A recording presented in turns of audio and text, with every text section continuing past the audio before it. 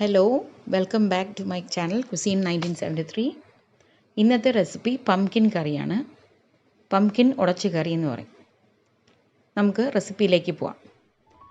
ഇതിന് വേണ്ടുന്ന ഇൻഗ്രീഡിയൻസ് സവാള, പച്ചമുളക്, മത്തങ്ങ, തേങ്ങയുടെ ഒന്നാം പാലും രണ്ടാം പാലും, പിന്നെ കുറച്ച് കരിവേപ്പില. ആദ്യമായിട്ട് ഇപ്പോൾ മൺചട്ടിയിലാണ് ഉണ്ടാക്കുന്നത്. സവാളയും മത്തങ്ങ കഷ്ണങ്ങളും പച്ചമുളക് രണ്ടായിട്ട് കീറിയതും കൂടെ ഒന്നിച്ചിടുക.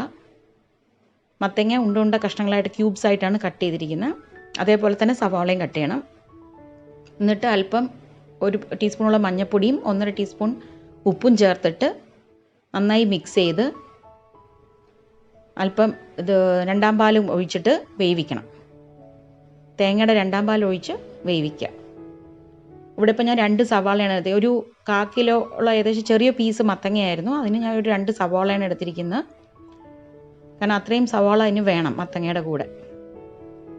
ഇനിയിപ്പോൾ അടച്ചു വെച്ച് വേവിക്കാം. ഇടയ്ക്ക് അതൊന്ന് ഇളക്കി കൊടുക്കുക. മത്തങ്ങ കഷ്ണം ഒരുപാട് ഉടഞ്ഞു പോവരുത്.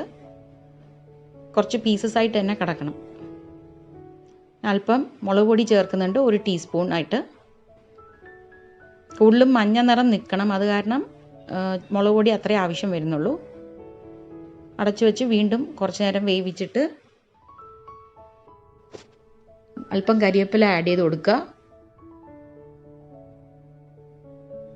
ഇളക്കുമ്പോൾ സൂക്ഷിച്ച് ഇളക്കണം, അത് കഷ്ണം അധികം ഉടഞ്ഞു പോവരുത്. രണ്ടാമത്തെ പാല് കുറച്ചൊന്ന് വറ്റി വരണം. ഒരുപാട് ലൂസായിട്ട് ഗ്രേവി വേണ്ട.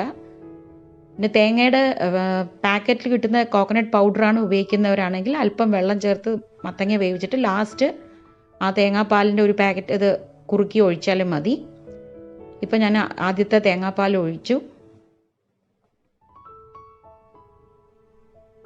അല്പം കൂടെ ഉപ്പ് വേണം നോക്കിയിട്ട് ആഡ് ചെയ്യുക. ഞാനിപ്പോൾ കുറച്ചുകൂടെ ഉപ്പ് ആഡ് ചെയ്യുന്നുണ്ട്.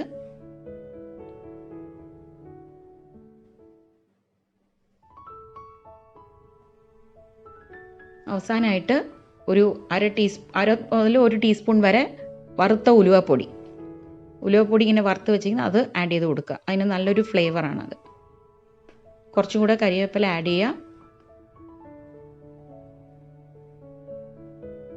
ഒന്നാം പാല് ചേർത്തിട്ട് അധികം തിളപ്പിക്കരുത്, ജസ്റ്റ് ഒന്ന് ചൂടായി കിട്ടിയാൽ മാത്രം മതി. പംകിൻ ഉടച്ച കറി റെഡിയായി. ഇത് ചോറിൻ്റെ കൂടെ നല്ല ടേസ്റ്റാണ്.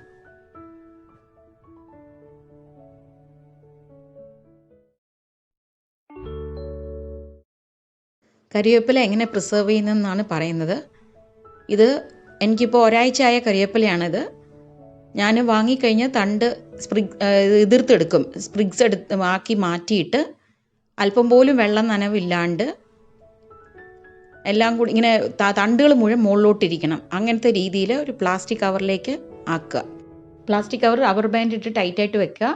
അതിൻ്റെ പച്ച നിറവും പോവില്ല, ഉണങ്ങുകയില്ല. 2-3 ആഴ്ച ഫ്രഷ് ആയിട്ട് തന്നെ ഇരിക്കും. Thank you for watching.